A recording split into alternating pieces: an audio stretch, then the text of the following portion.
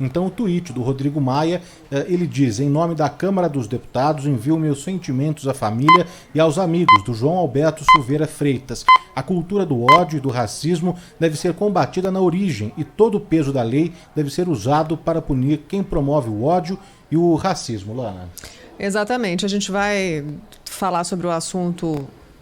O Dia da Consciência Negra é tema de uma pesquisa que vai ser divulgada daqui a pouco no Jornal da Band. Eu vou trazer os detalhes aqui para vocês. Antes, só pontuar que nossos comentaristas de todos os dias marcaram presença aqui, o Mourão, exatamente, o Maia. Eu sei que o Cláudio Humberto vai falar disso, gente, então segura. Deixa eu só te dar esse número, Cláudio Humberto, porque ele é importante. Uma pesquisa Poder Data perguntou para as pessoas: você tem preconceito contra negros? E eu duvido vocês adivinharem a resposta. 34% dos entrevistados, quer dizer, 3 em cada 10, disseram que sim, tem preconceito racial. Respondendo a uma pergunta, a pessoa afirmar abertamente que tem um preconceito racial já me deixou muito surpresa. 57% afirmaram que não tem preconceito, 9% disseram que não sabem. Esse percentual dos que se assumem racistas aumentou muito. Aí o Poder Data compara essa pesquisa com uma da década de 90, feita pelo Datafolha, em 1995. E lá, 10% dos entrevistados disseram que tem preconceito racial há 25 anos. E hoje, 34% das pessoas responderam sim, eu tenho preconceito racial.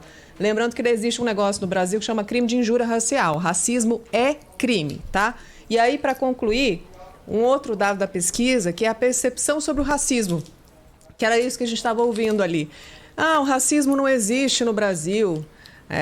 Ainda tem gente que acha que o racismo não existe no Brasil. A pergunta feita foi a seguinte: existe preconceito contra negro no Brasil?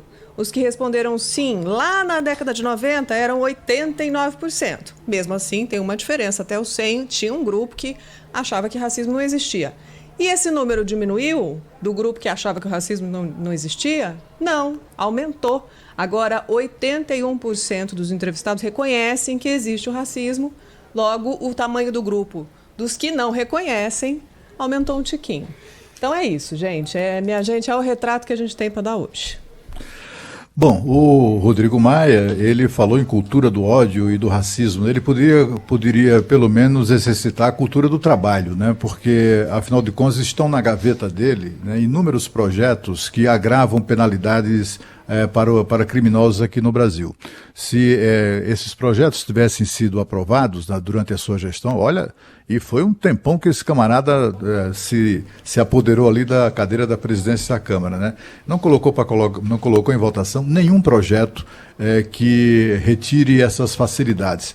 Para vocês terem uma ideia, para que todos tenhamos a ideia da situação em que o Brasil vive, nós sabemos aqui que o cidadão, um preso, só pode ficar um máximo de 35 anos em regime fechado, 30 anos em regime fechado. É o máximo que a Constituição permite. Mas são tantas as facilidades, né, para os criminosos, do ponto de vista de redução de pena, que para esses dois bandidos, né, esses dois criminosos que mataram covardemente esse senhor lá no supermercado em Porto Alegre, para que eles fiquem 30 anos presos, eles precisam ser condenados a 180. É só para você ter uma ideia da situação em que o Brasil vive. Até parece que o crime chegou ao poder, né? Chegou ao poder, ao parlamento, aprovaram uma legislação frouxa, né? Cada vez mais condescendente com o crime, né? E todo mundo fica caladinho, né? As pessoas ficam são muito sensíveis, inclusive nossos coleguinhas, muito sensíveis a discursos pretensamente corretos do ponto de vista político, politicamente corretos, né? O Brasil prende muito e prende mal. Tem essas frases de efeito que são mentirosas, que o Brasil prende pouco e pode até prender mal, mas ninguém prende bem, né?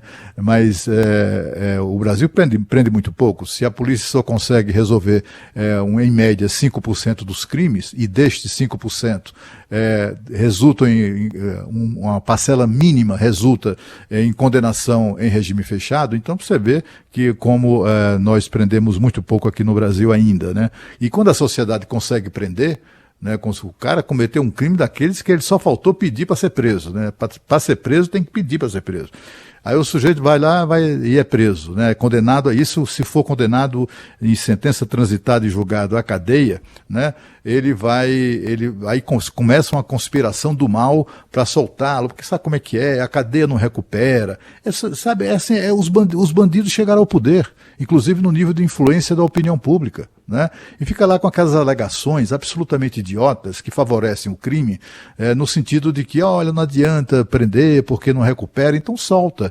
Aí vai soltando sabe, esses dois criminosos, essas duas bestas feras, né, em vez de ficarem trancafiadas até o último dos seus dias, porque por mais tempo que vivam, nunca será suficiente para que eles reflitam sobre o que fizeram, né? Nunca será suficiente. Então, a sociedade inventou essa coisa, a sociedade civilizada criou essa coisa da punição. Cometeu um crime, sobretudo crime contra a vida, contra as pessoas, tem punição severa. Isso é em qualquer sociedade decente. Aqui no Brasil não, é essa esculhambação revoltante que a gente vive.